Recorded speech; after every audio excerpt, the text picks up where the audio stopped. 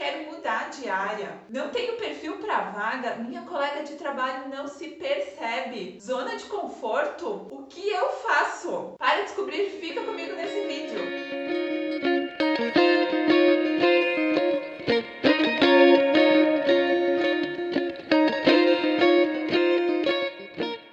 Olá, pessoas! Esse é o primeiro vídeo do quadro Virtude Responde, um quadro onde nós vamos responder as suas perguntas. E hoje eu escolhi 6 perguntas para responder e elas têm a ver com trabalho, com transição de carreira, com o que eu faço com aquela colega que eu não consigo me acertar. Então, se você tem dúvidas, se você tem perguntas sobre relacionamento do ambiente de trabalho, crescimento profissional, o que você faz para conseguir um emprego bom, gratificante, que vai te realizar, manda para a Virtude que nós vamos responder.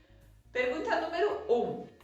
Participei de um processo seletivo e me deram um retorno de que eu não tenho perfil para a vaga. O que isso significa? Muito bem, isso é uma dúvida muito comum das pessoas, porque geralmente o retorno que se tem é esse: você não foi selecionado porque você não tem perfil para a vaga. Mas o que significa dizer que não tem perfil para a vaga, né? Toda vaga tem o seu perfil, então a gente tem o perfil da vaga e nós temos o perfil da pessoa, dos candidatos. E tem que dar match entre isso, precisa ter uma ligação, encaixar. O que quer dizer? Então, se eu tenho uma vaga lá onde o perfil diz que a pessoa tem que ser dinâmica, que a pessoa tem que ser extrovertida, comunicativa, nós vamos procurar candidatos, pessoas que atendam a essas características. E pode ser que o seu perfil seja totalmente introvertido, pode ser que você seja até tímido, que você seja uma pessoa mais observadora, mais contida, prefira trabalhar sozinho e não no meio de um monte de pessoas, não tendo que ter tanto contato social com as pessoas. Então você vai ser mais feliz e vai ter um desempenho melhor em atividades que usem essas características. Então o ideal é buscar atividades, áreas, vagas, onde você consiga usar os seus talentos. Então, para isso, é importante você conhecer o seu perfil. Muitas vezes você mesmo não sabe qual é o seu perfil, quais são suas principais características ou os seus talentos. Então, não significa que você não é um bom profissional quando você não tem perfil para vaga. Significa que você não é a pessoa ideal para aquela vaga em questão. Mas existem muitas outras que podem se encaixar muito melhor naquilo que você tem a oferecer, tá bom? Pergunta número 2. Como faço para conseguir trabalhar em equipe com uma colega de trabalho que se diz perfeccionista, mas que na verdade é desorganizada? O que a gente faz com isso? O que você me diz, corujinha? Vamos dar um nome para essa coruja? O que vocês acham? Deem sugestões aí no vídeo. Como a gente faz para trabalhar em equipe com uma pessoa que diz, no discurso dela, ela se diz super perfeccionista, mas na verdade, na prática, ela é desorganizada? O que falta para essa pessoa é a autopercepção, ela precisa enxergar que ela não é perfeccionista. Bem pelo contrário. Então a minha sugestão é: dê um feedback para essa pessoa, um retorno, você precisa mostrar isso para ela. De boas, não é para xingar a pessoa, não é para ofender a pessoa, mas chegar e falar: ô fulana, olha só, isso daqui que você está fazendo, ou o jeito que você está fazendo, não é o melhor possível, por isso e por aquilo. Explique. E também é legal, se você depende, né? Trabalhar em equipe, a gente depende da outra pessoa também, do trabalho da outra pessoa para poder fazer o nosso. Então combine prazos com ela e dê margem. Então se você tem que fazer, se ela tem que te passar alguma coisa até na sexta, dê prazo até a quinta, para você ainda ter uma margem ali, caso dê algum atraso ou algum problema.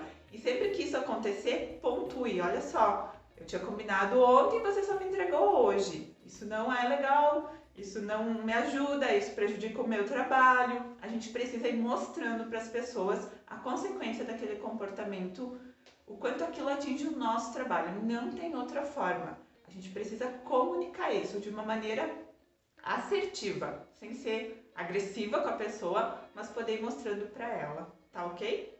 Pergunta número 3. Eu não estou trabalhando com o que eu gosto, mas não posso trocar de área nesse momento por uma questão financeira. Alguma dica do que eu poderia fazer? essa é a realidade de muitas pessoas, né? Muita gente está trabalhando em áreas, em empregos que não é o que gostaria, que não é o seu ideal. Se esse também é o seu caso, já aproveita, dá like nesse vídeo, se inscreve nesse canal. Se não for o seu caso, faça isso também, tá ok?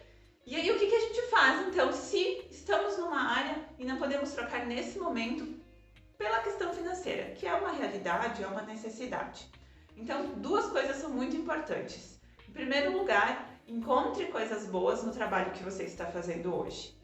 Quem procura acha. Observe, analise, sempre tem coisas que são boas, que são legais e que podem nos ajudar, nos ensinar, nos fazer crescer. Então, olhe para o seu ambiente de trabalho e procure esses elementos.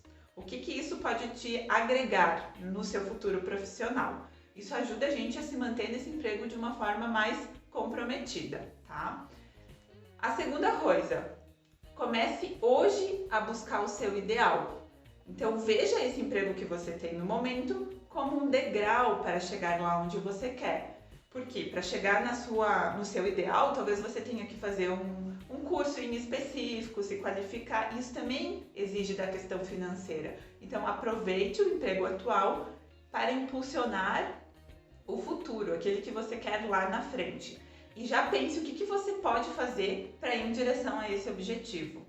E comece a fazer. Então, extra trabalho, depois do seu horário de trabalho, o quanto você pode dedicar para esse objetivo futuro, estudando, pesquisando, entrando em contato com pessoas e começa a construir essa carreira que você quer buscar agora, mesmo que você não esteja no emprego ideal.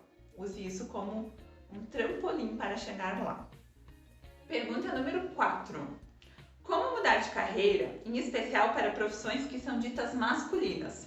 Como assim profissões masculinas? Sim, ainda hoje existem profissões que são em sua maioria ocupadas por homens e que são consideradas mais masculinas que femininas, que é o caso das áreas da tecnologia, da mecânica, das engenharias e cargos de gestão e liderança em geral ainda são mais ocupados por homens do que por mulheres, sem falar da diferença salarial, que ainda é uma realidade que existe. Então, em média, os homens ganham mais do que as mulheres na mesma função.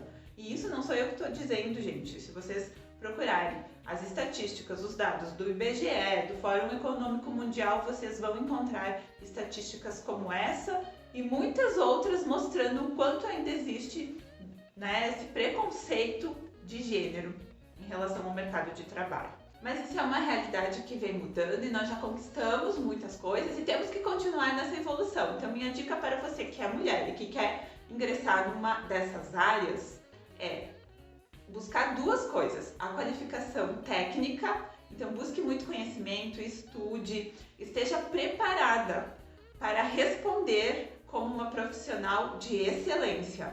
E também busque a qualificação e o preparo emocional. Então, trabalhe sua inteligência cognitiva e a sua inteligência emocional também.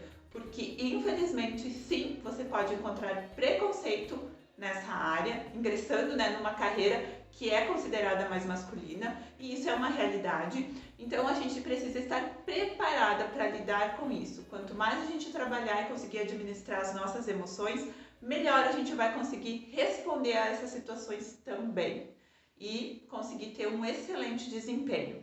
E não desista, persista que nós ainda vamos mudar essa realidade. Pergunta número 5. O que fazer quando me dão muitas atividades que não são da minha função e isso me sobrecarrega? Excelente pergunta. Isso acontece muitas vezes e muitas vezes esse excesso de atividades vem inclusive do nosso superior, do chefe, né? E como dizer não para isso? Como organizar isso na nossa rotina?